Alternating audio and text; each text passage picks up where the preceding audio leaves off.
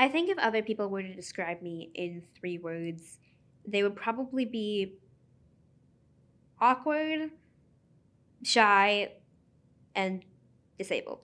My name is Samantha Binning, and I have osteogenesis imperfecta, which is a very long way of saying that my bones are really, really brittle. They break really, really easily. My mom used to explain it like everyone else's bones were like a pencil, and mine were like eggshells.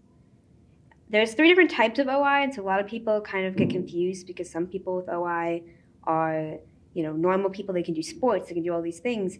And then there's people like me, where, my whole life has been altered because of it.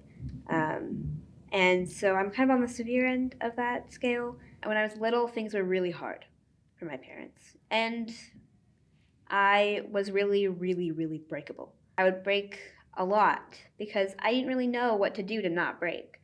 I would roll over in my sleep and then I'd wake up with a broken arm. And it was really hard for my parents to see their kid in pain like that. I've lost count of how many breaks and surgeries I've had because my parents stopped counting when I was little. I started getting surgeries to put rods in all of my bones, all of my extremities. So I have rods in my upper arms, my lower arms, upper legs, and lower legs. After a while, you have to get them replaced because you're growing and stuff. So I've stopped having as many surgeries now because I'm at the point with the rods where I'm stopped growing, they've stopped growing. But it was a lot of surgeries, and a lot of them were, done when I was little because they're more traumatic when you're older than they are when you're little. You can recover easier when you're younger. I wouldn't say that I am currently bitter at the world, but I know that I was for a long time because injuries are a thing that everyone goes through. Everyone has injuries in their life. Everyone gets hurt mentally and physically. But when it's over and over and over and over and over again, and you never get to know when it's going to happen, why it's going to happen, if something that you could do every other day before this one is today going to be the one where I get hurt.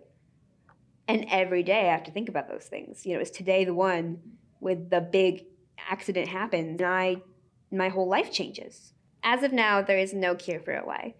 And there probably won't be for a while. It's a genetic condition. It's not something you can contract.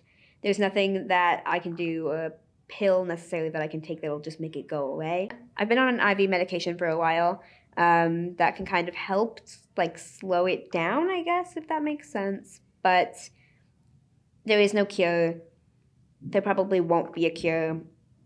And even if there is, we don't really know what that effect could be. Am I someone who could be cured? And that's probably a no. I ended up developing quite a bit of anxiety around just everyday life because anything in everyday life could hurt me. And so because of that, you can kind of see how everyday life could be really stressful for me. At the end of the day, yeah, life is hard, and yeah, my disability kind of sucks sometimes. And I could play the what if game for however long I wanted to. But at the end of the day, I am who I am because of my disability.